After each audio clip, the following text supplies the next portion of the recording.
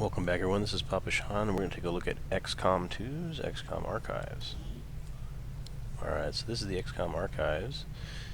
They've got some propaganda assessment, Advent Network Tower, Advent Public Historical Record, XCOM Project Historical Record. Alright, so let's go with the bottom-up approach, and we're going to take a look at the Xbox Project Historical Record. What options do we got here? Alright, it's just a read-through, so let's go through that.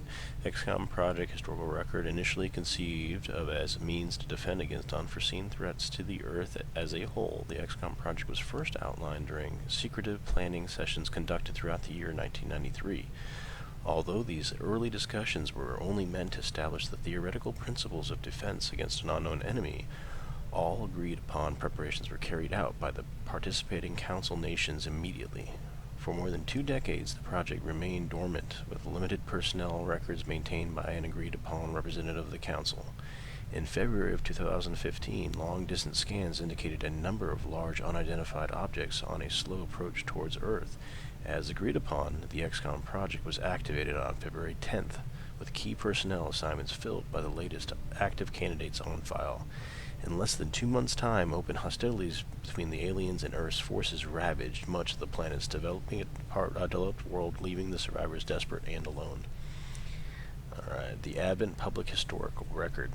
In July of 2015, the coalition government, formerly known as Advent, was first proposed by a small group of human politicians who stepped forth, intent on negotiating with the elders. Despite the open hostility initially directed towards these peaceful alien visitors, they were receptive to the possibility of coexistence. Despite their effective conquest of Earth's combined militaries, the elders allowed for the Pact of Unification, establishing Advent's governance. In the 20 years since, Advent has effectively served humanity and created an environment of peace and prosperity. Advent Network Tower. The Advent Network Tower is the central hub of the alien psionic network and their worldwide communication system.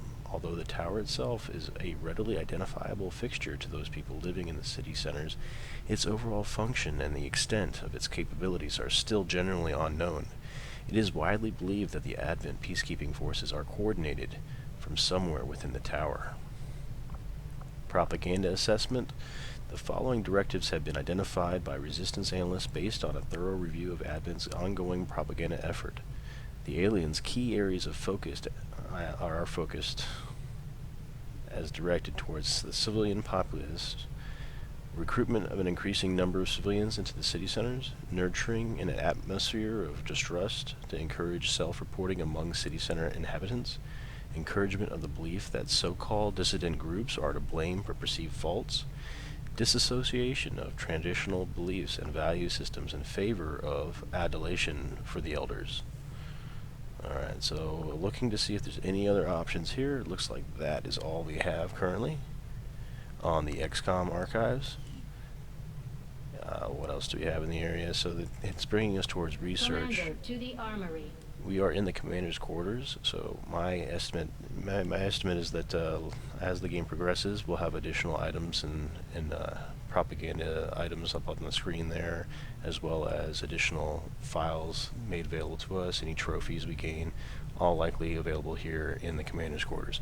Well, thank you for exploring those commander's quarters and the XCOM archive files as initially brought about following the tutorial. We'll catch up later as we move into the research function of XCOM2.